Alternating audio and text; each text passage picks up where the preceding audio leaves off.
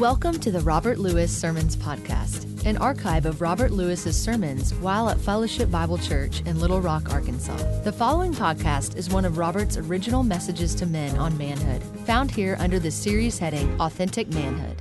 As you listen to it, we hope it will give you both personal encouragement and spiritual inspiration to live better as a man. Mom is a very, very important influence in a man's life, as we're going to find out in this session. I want to make one qualification here as I start. So every guy look at me just for a moment. I'm not picking on your mother. Okay? What I'm going to be doing here this morning is we're going to be exploring the influence of a mom on a man's life and how sometimes unknowingly that influence, which she meant for good, can end up as a wound in a man's life. In their book, The Mom Factor, Drs. Henry Cloud and John Townsend write these words. They say, other than Dad, no one has influenced more the person you are today than your mother. The way she has handled your needs as a child has shaped your worldview, your relationships, your marriage, your career, your self-image, your life. What we learn in our relationship with our mother deeply affects every area of our adult life now. And we know that to be true. Mom goes deep in the male psyche. You know, a lot of times they have recorded airline pilots right as they're going down to crash, in those little black box. Recently, as they were replaying one of those little black boxes, as the pilot was trying to get control of the aircraft, right before it hit the ground, the last words were, "Mom." It's kind of like it went all the way down to the primal beginning of life. And there at the very core stands Mom. She's a powerful influence over a man's life. Unfortunately, sometimes that influence that mother has in your life leaves a wound. Kevin is but one illustration of this. And let me just read you an illustration of the life of Kevin. Kevin loved his wife. He adored her, but he was not strong enough in his own right to say no to her. The chief area that he experienced this was in his own need for time with a hobby or with friends. When he wanted space in which to pursue a hobby or to be with friends, she wanted him home. And he could not stand up for his own separateness. He would comply and then resent her, and then his love feelings would begin to disappear for her. This pattern continued until finally his resentment built up to the point that he actually left her. He complained that he felt smothered and controlled. What he could not see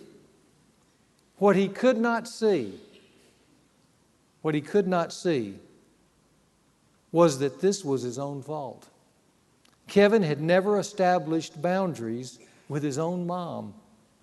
A strong-willed woman, she was content to be in control of him, and he had never left her. So instead of leaving Mom and cleaving to his wife, he turned his wife into Mom and left her instead. This is one of the most common divorce scenarios that occur in men's lives. Men see the controlling woman as the problem, and they fail to deal with their own flimsy boundaries. If they had established good boundaries with their mothers, they would not fear being controlled by their wives or their girlfriends. "Stop controlling me!" would turn into, "No, I don't want to." Men often see their wives and girlfriends as the controlling mothers that they're not strong enough to deal with, and so they leave. Now, I tell you the story of Kevin because I want you to see a point here, one that you're going to recognize real quickly, and that's just this. Much of what Kevin was dealing with in his marriage,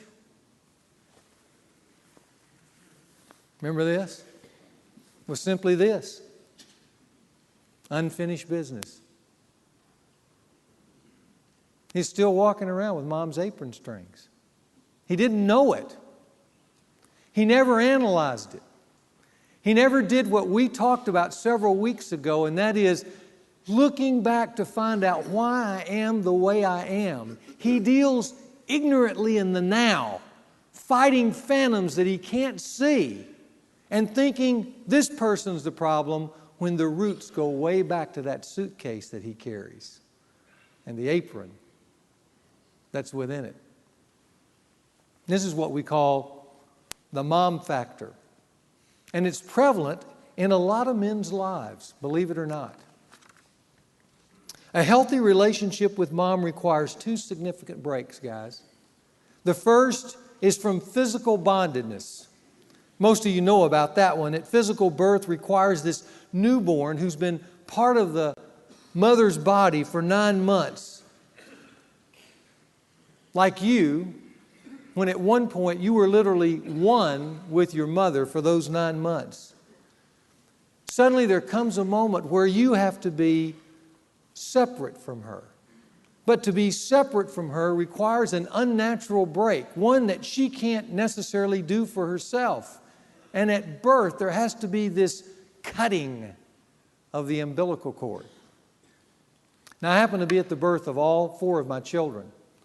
And I can still see, as sometimes the kids like to replay their birth moment, where I'm in there with the camera moving around, and I helping coach my wife to breathe and all the things that I learned in those classes. And I can still see in the birth of my last son, the camera's going, and Dr. Quay pulls my son out of the womb and holds it up, and he's from Taiwan. He says, "Dad, it's a boy. Come, cut cord." And you see the camera, and then you see these scissors come out in the camera, and there's the umbilical cord, and I start cutting that cord in two. And suddenly, a transformation takes place. And that is that my son goes from being one with his mom to separate from his mom. Now, for us, not having experienced that personally, that seems like a rather routine thing that occurs just in birth.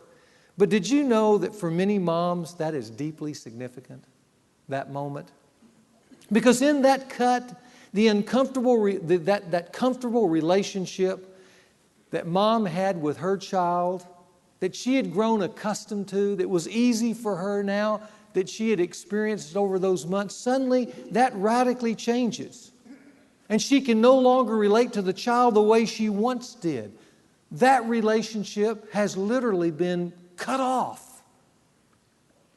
And a change has occurred. And for some women, that change is so difficult emotionally that she suffers from what is called postpartum blues. Have you heard that? If you've heard that, raise your hand just for a moment. Let me just say, everybody's heard of postpartum blues. Sometimes it becomes postpartum depression because it's so difficult to deal with. Literally, after the parting blues, because the relationship has changed. Now, most every woman eventually gets over that in this transition from oneness to separateness. But there's a second separation that a lot of moms don't make and never get over or have difficulty handling. It is a separation that's far more important than cutting this physical umbilical cord. It occurs when a son is seeking to go from being a mama's boy to being a man in his own right. And in that moment, another kind of cut is desperately needed. That cut is the cut from emotional bondedness. And it's extremely important. But for a mom to willingly give up or lose her emotional hold over your life and my life, that is a very traumatic thing that far exceeds the physical separateness. A lot of cultures recognize that. It's interesting that many primitive cultures recognize the need for that emotional cut. Not long ago, I was reading a story of a primitive tribe, and they have a very elaborate ceremony to bring that about. When the child is just about at puberty, the son is just about at puberty, the tribe arranges for this traumatic moment. The women in the tribe are given kind of a heads up on it, But late in the night, the men in the tribe dress up as warriors, and they come beating drums with lighted torches and yelling and screaming, and they rush into the mother's house or the mother's hut and grab the child, the son. And the mother, knowing all this is going to happen, still plays into it, and she's screaming, my boy, and he's screaming, mama, mama, mama. And the warriors pull the son from the mother's arms, and as he cries and reaches out for mom, they, with drums beating, carry the son out into a new life. And from that day forward, he lives with the men, never to live with mama again. And in that traumatic cut, he understands, as painful as it is, that he's no longer to relate to mama. He's to relate to the community of men. He's crossed over. Now, in that, it requires that mama wants to let him go, right? And I'm sure if we went into that tribe, there are a lot of mothers that would rather keep their sons right there in the hut with them for the rest of their life. Now, here's the question I want to ask you. Where in America, in the good old U.S. of A., do we have a clear place for such an emotional separation between mother and son?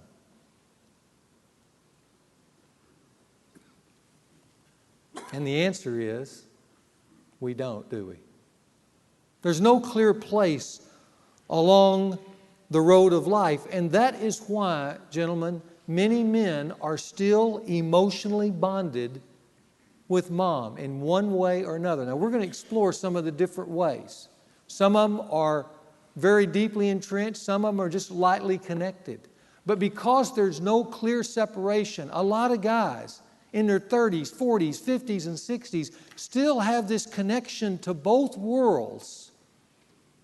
And that's why it's difficult for them to fully and separately identify into the world of men and to express manhood at a deeply emotional level, because there's still ties back to mom. Here's how Dr. Cloud and Dr. Townsend summarize all this. They say, to understand what is going on with men in their relational world, we must first look at some developmental patterns in their childhood. In the beginning, the young male is connected to mom. If things go well, with the attaching mom, he learns to feel comfortable with his dependency on her. Bonding, needing, and connecting are comfortable for him, and he enjoys being close. He's one with mom. But then he begins to separate from her in the second and third year of life and moves out of oneness into a separate identity. It's important that he not only become a separate person, but that he becomes secure in his gender identity. Later, as he moves away from mom and towards dad for identification with male identity, he accomplishes two things. One, he becomes a separate person, attaching to his father and gaining more autonomy from the oneness with mom. And secondly, in his attachment to his father and identification with him as a male, he gains gender identity. From this strong base, he becomes someone who is comfortable with connection and dependence on someone, but separate enough to be autonomous and an individual away from his object of dependency. He also becomes secure in his male identity. In short, he can love mom and be independent from her all at the same time. And then later he finds a woman to whom he can have a significant attachment, and he marries. And with all of this secure identity, he is strong and separate with his new love when it comes to boundaries and limits, and he stays free of her control, and yet he's comfortable with both his and her perfections, and now sees her as a person he can relate intimately with. And in this way, he's come full circle. He has successfully returned to the woman, but as an individual in his own right. So, real health for a man goes this way. Let me just give it to you in this little diagram. You can fill it in. From oneness with mom literally, to a healthy physical separation, to a healthy emotional separation to finally a healthy oneness with a woman relationally, called his wife. Did you know the book of Genesis pictures this really well? Just in one phrase in Genesis chapter 2, here's the way it says it. For this cause, not speaking of marriage, of ultimately moving into an intimate relationship with a woman, for this cause a man shall leave, and by the way, the word in Hebrew there, leave, is to cut. It's speaking of this cutting, just like cutting an umbilical cord. Shall leave his father and his mother, and shall cleave in a healthy way to his wife, and they are able to become one flesh. And the reason they're able to become one flesh is because his ties are not back to his family, and in particular, as we're talking about this morning, he's still not connected with his mom. That's how he can relate successfully to his wife. Now that's the way it should be, but often it's not, because often mom, for one reason or another, in one way or another, refuses to let go, and that creates what I call the mother wound. Let me give you a definition for the mother wound. Here's what it is. It's an unhealthy emotional relationship with mother that causes a son to either be threatened by the influence of women later on in his life, or to over-identify and become submissive to that influence. Now, when I first taught this material years ago, I added this mother wound almost as an afterthought. I added it because I'd had some of that in my own life with my mom, filling in for my dad. But I had no idea how pervasive it was in men's lives across our community until I began to teach it and then get the response that I did. And as other pastors in other cities and other locations have taught this same experience, they've said, you know, this is really an issue with men. So if you're out there as a man here this morning and you're feeling, even now as I talk about some of these things, you're feeling, boy, there is something there for me. But there's probably something wrong with me. Most guys aren't attached to their moms, are they? Let me tell you, a lot of guys in some funny ways are. So don't feel alone. Remember what we learned about men's fraternity? This is a safe place and you're not alone. A lot of people in this room that can identify with what you're feeling maybe even now. It's an unhealthy emotional bondedness in some ways that later on in adult life cause you to have different responses to women and how you relate to a woman. And by the way, how you're relating right now to your girlfriend or your wife has attachments back at home. And if they're unhealthy attachments, it's called the mother wound. Now, here's some important characteristics about this wound. First, this wound is not blatant. This wound is subtle. When we've been talking about the father wound, we're talking about a nasty gash that guys feel. It's a ragged cut that bleeds and you can see it. And guys know they have it. But a mother wound is like a paper cut. You've had a paper cut where you've done it and stung and you look down and you can't see anything. It's almost invisible. But the point is, whether it's a nasty gash or it's a paper cut, eventually both of them bleed, don't they? They both bleed. That's the mother wound. Secondly, this wound is not one of abuse. The mother wound is not one of abuse. It's not mom being bad. It's not one of neglect or even absenteeism. It's a wound disguised as love and care. And that's part of the reason this wound is so hard to deal with, because it looks so nurturing and caring and loving. It's the Trojan horse. Some of you guys, if you remember your Greek mythology, you remember the Greeks trying to conquer the city of Troy. And they couldn't get in because the walls were so high. So what they did is they built this giant wooden horse and they gave it to the Trojans as a gift. At least the Trojans thought it was a gift. Inside were enemy soldiers. And they set the horse outside the gates and they opened the gates and brought the horse in thinking, gosh, look at this wonderful gift. And then they went to sleep and then the top of the horse opened and the enemy soldiers got out and the Greeks conquered the city. That's the way the mother wound works. You invite it in because it comes in as a gift. But inside, once it opens, or things of hurt. They weren't intended to.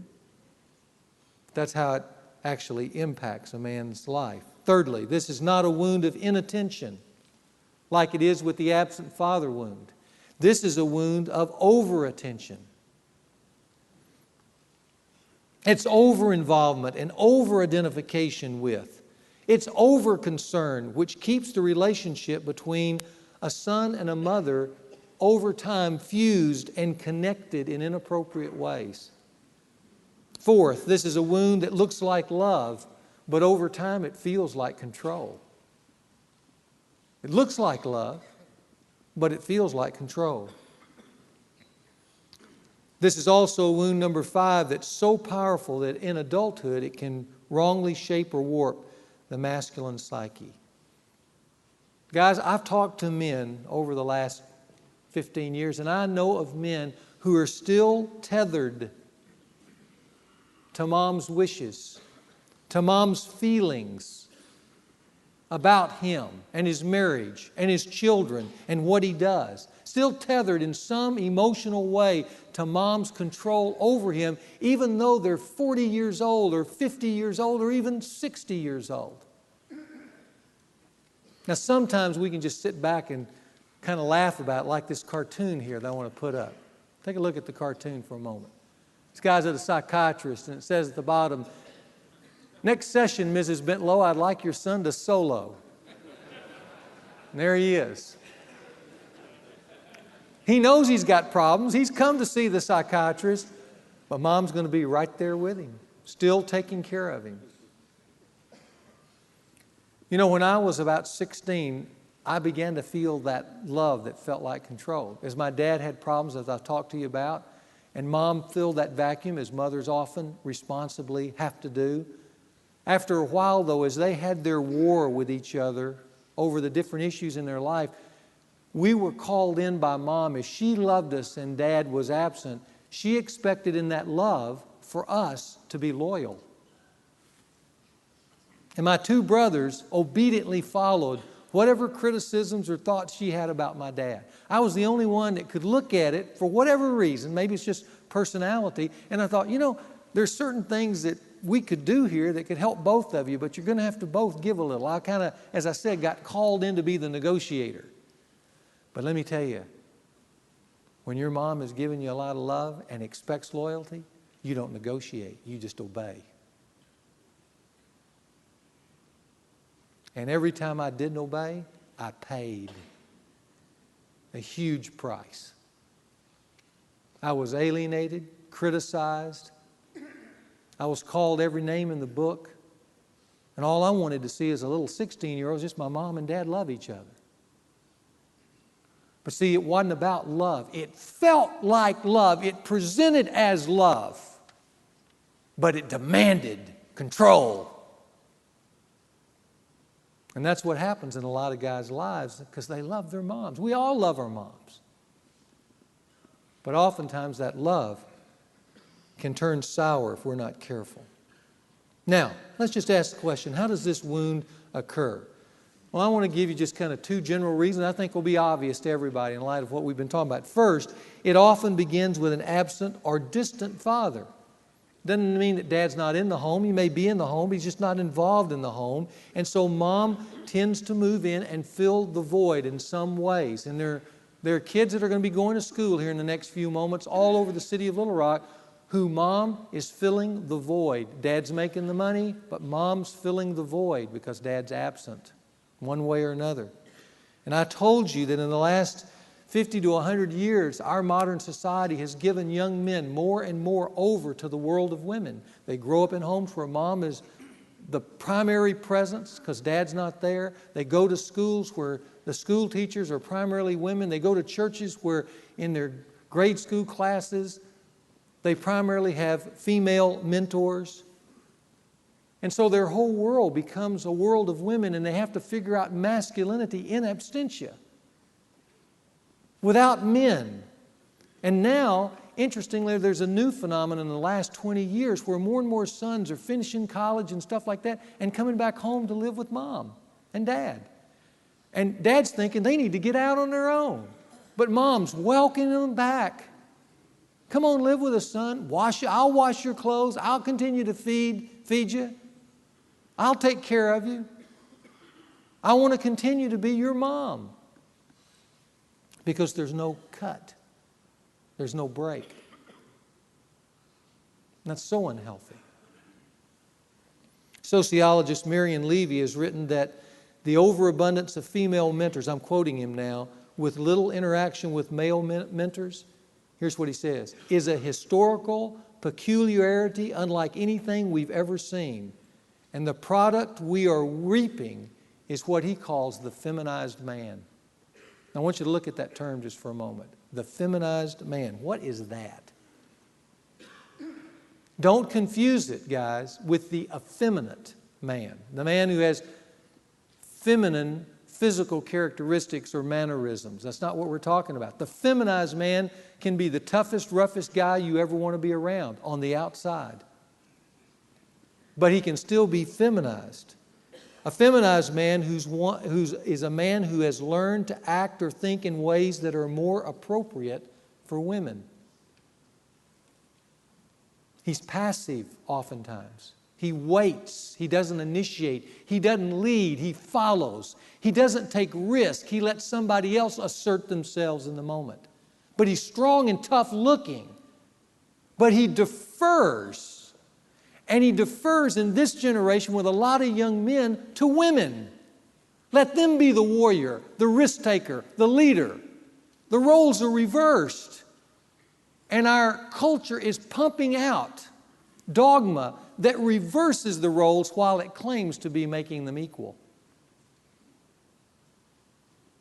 And with young men being in the world of women and hearing all of that, suddenly their world is turned upside down. And if there's not a dad there to help correct that, which oftentimes there's not, since 40% of young people growing up in America today are without fathers, it creates tremendous emotional confusion and it keeps sons connected to mom.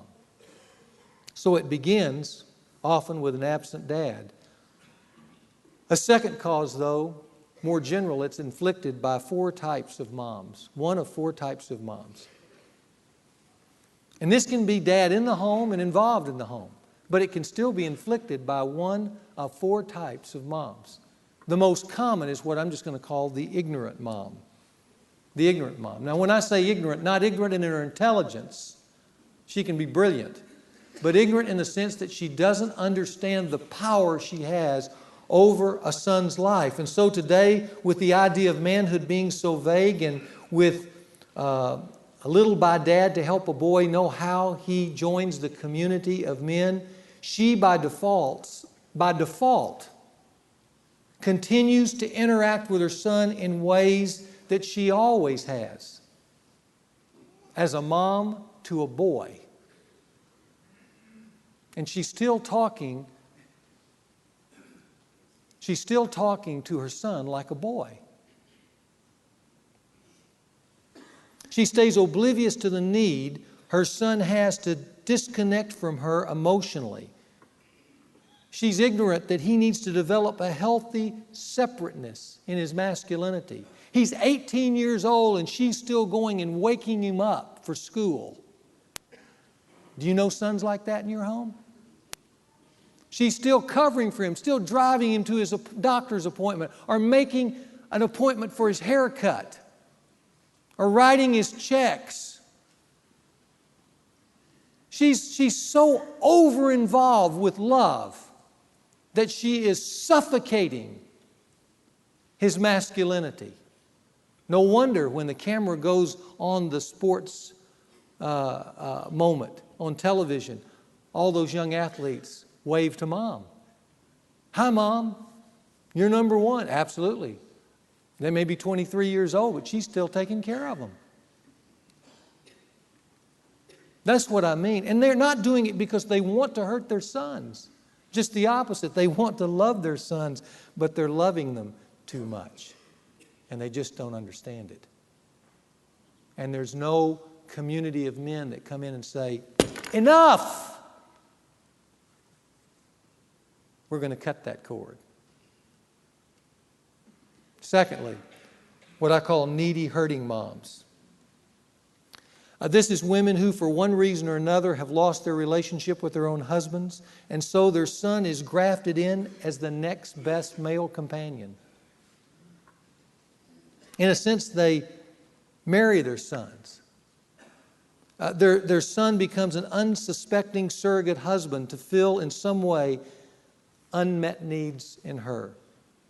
And as the son seeks to move into adulthood, losing him for the mom means that she's going to become lonely and alone. And so she tries to hold on. She tries to stay in touch. She gets over-involved. She becomes intrusive in the son's life as he moves into adulthood. And even after he gets married, she moves into the marriage with him in one way or another. And oftentimes that creates conflict in his marriage between him and his wife. The wife says, "Why can't you keep Mom out of our lives?" And the son just wilts because he doesn't know how. Then thirdly, there's unwilling to release moms. These are the strong and strong-willed dominant types of mom who want and need control. They're the ones who say to their son when he's 28 years old, "John, you and Mary are coming to our house for Christmas, aren't you?" And he's powerless to say no. We need to stay home for Christmas this year with our kids. She's the one who comes over to John's house and says, "John, you don't mind if I smoke," if she lights up.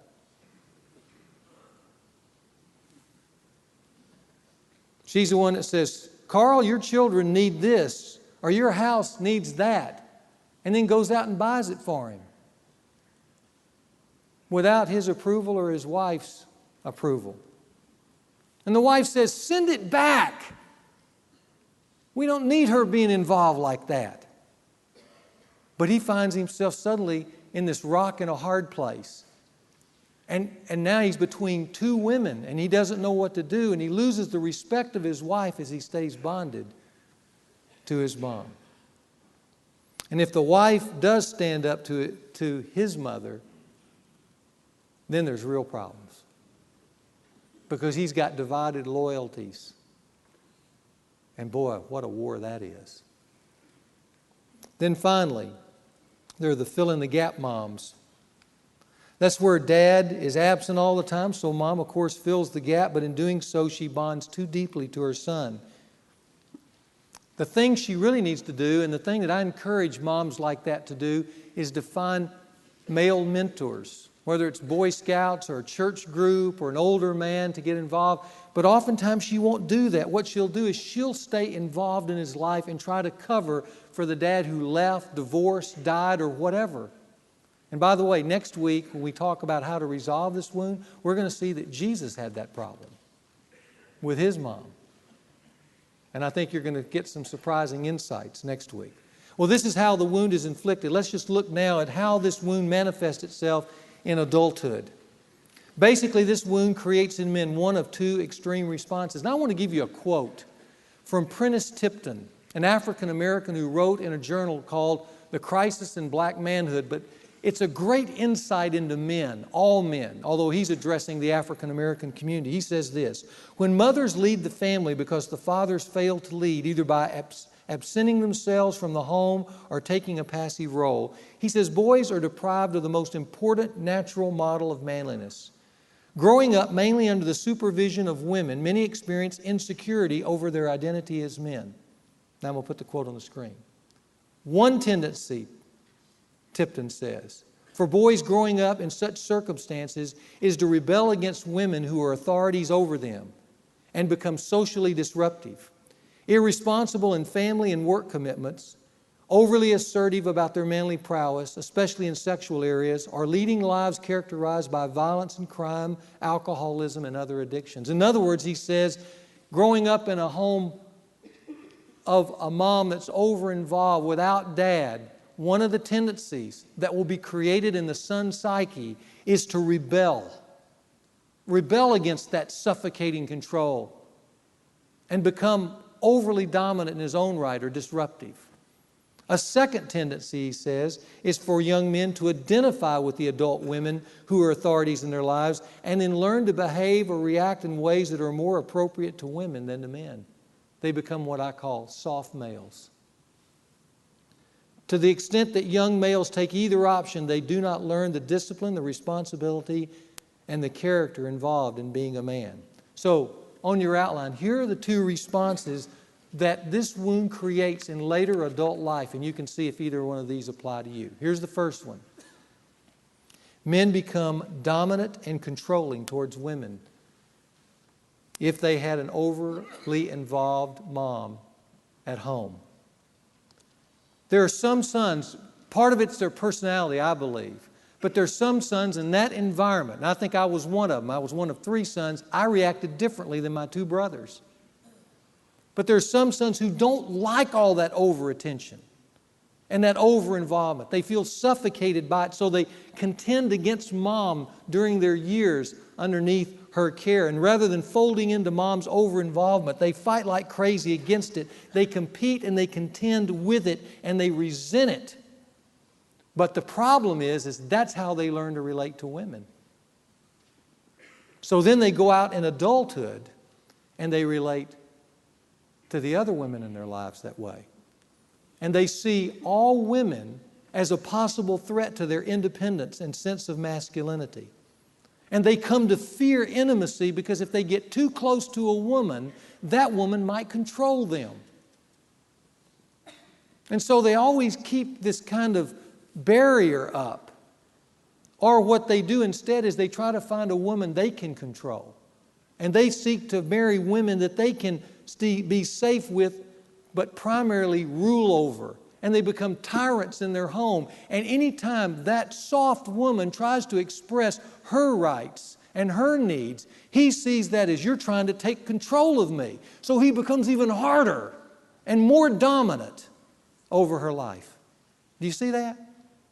And the whole time he's trying to suppress her, he doesn't understand that a lot of that goes back to home.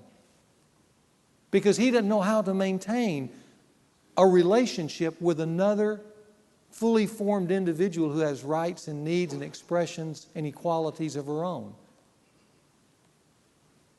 So he contends with women in his life. That's one of the ways it manifests itself. And it can do it in varying degrees. It doesn't have to be a harsh tyrant. But if your wife starts saying, now, why did you buy that car? We were on a budget, and you went out and bought a new car today, and you find yourself getting furious because you think, all of a sudden, you're trying to take control of me. When really what you did is act irresponsibly. It may be because back there, you're still fighting the shadow. Some men become dominant and controlling towards women. I think the greater number of men have the second response in adulthood. They become passive and submissive towards women. And guys, I want you to know, in the guys under 30, I think this is epidemic today. Because of an earlier relationship with mom, because she overdid it for him, overcared, overnurtured, overdirected, and he let her. He became overly dependent and overly responsive to women. And now as an adult with women, his tendency with a woman, as he gets close to a woman, is to become passive and to lean on her too much. Let her lead too much.